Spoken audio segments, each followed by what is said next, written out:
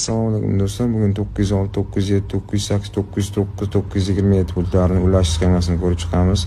Hammasi bir xil bo'ladi. Ingichka qismidan boshlaymiz. Avgust 2 ga sariq va sariq oq.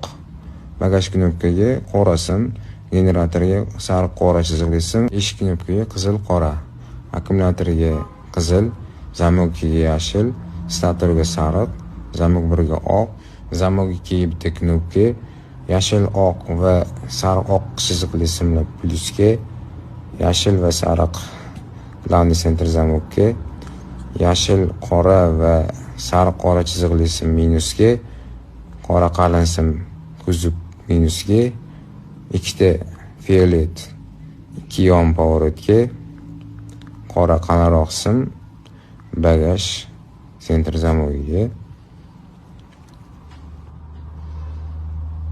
oq sim sirenaga, blok orqa tomonda shtekillar bor. Qizil shtekilli sim shok sensoriga, oq shtekilli sim viziv datchigiga, ko'k shtekilli sim antenaga ulanadi.